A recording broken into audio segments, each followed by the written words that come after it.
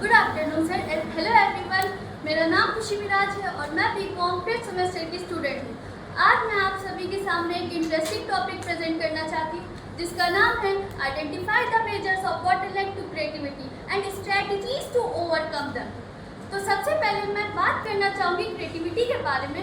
Creativity एक ऐसी चीज़ है जो हमें समय के साथ चेंजेस करना पड़े और उसे रिन्यूएबल बनाना पड़े और अपने थॉट्स को, अपने आइडियाज़ को प्रेजेंट करना, अपडेट करना पड़े। लेकिन कुछ ऑब्स्टेकल, कुछ बैरियर इसे ब्लॉक कर देते और उसको कहते हैं हम बॉटलनेक। तो बॉटलनेक बेसिकली एक ऐसी चीज़ है जो न्यू वेंचर्स को, एक एंटरप्रेन्योर को फ्री फ्लो होने से रोक देती है, बैरियर लगा देती है, रुकावट बाधा ला देती है। लेकिन फिर भी एंटरप्रेन्योर को बॉटलनेक कहा क्यों जाता है? तो एंटरप्रेन्योर को बॉटलनेक इसलिए कहा जाता है क्योंकि उसके पास lack of, fear of failure, rigid thinking, fixed rule और नेगेटिव क्रिटिसिज्म और टाइम प्रेशर एंड स्ट्रेस की कमियां वो फेस करता है। इस वजह से वो एंटरप्रेन्योर को कहा जाता है बॉटलनेक। लेकिन आइए हम एक एक करके सभी को इन डिटेल में समझते हैं। सबसे पहले फियर ऑफ फेलियर। आप किसी चीज़ को डर जाते हो पहले से ही कि क्या मैं ये बिजनेस स्टार्ट कर रही हूँ और वो एस्टेब्लिश हो पाएगा या नहीं, या सक्सेस भी हो पाएगा भी नहीं। इस वजह से ये ब्लॉक कर देता है, ये बैरियर डाल देता है। फिर आता है rigid thinking, fixed rule. Rigid thinking, fixed rule में आप पुराने तरीके से चल रहते हो और नया चीज़ अडॉप्ट ही नहीं कर पाते हो। जैसे कि नोकिया और ब्लैकबेरी फ़ोन था, वो नई क्रिएटिविटी, नया इनोवेट लाए ही नहीं, वो वहीं पे ब्लॉक हो गया।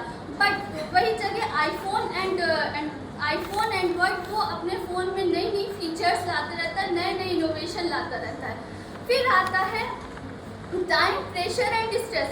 टाइम प्रेशर एंड स्ट्रेस में कि आप एंटरप्रेन्योर अगर समय ही नहीं रहेगा, उसके पास नए थॉट्स नहीं आ पाएंगे उसके पास, तो वो अपनी क्रिएटिविटी वहीं पर रोक देगा। लेकिन गूगल अपने एम्प्लॉयज़ को 20% अपने पर्सनल प्रोजेक्ट पे काम करने का मौका देता है क्योंकि वो और नई नई चीज़ें ला पाए, जैसे कि क्रोम हो गया, गूगल पे हो गया, ये सब नई नई चीज़ें अपडेट ले आ पाए। फिर आता है नेगेटिव क्रिटिसिज्म। अब नेगेटिव क्रिटिसिज्म में कि आप किसी समाज की जो हार्श बातें होती हैं उसकी वजह से आप वहाँ पर ब्लॉक हो जाते हो, रुक जाते हो। लेकिन यहाँ पे सावित्रीबाई फुले इस नेगेटिव क्रिटिसिज्म का उन्होंने भी बहुत ज़्यादा फेस करा। वो जब पहली वुमेन थी, पहली एंटरप्रेन्योर वुमेन थी, वो पहली महिला बच्चों को पढ़ाती थी, लड़कियों को पढ़ाती थी, लेकिन उनको बहुत ज़्यादा प्रेशराइज, समाज प्रेशर कर डालता था कि बहुत दिक्कत होती थी। अब क्या स्ट्रैटेजीज अपनाएं कि एंटरप्रेन्योर बॉटलनेक से बाहर आ सके?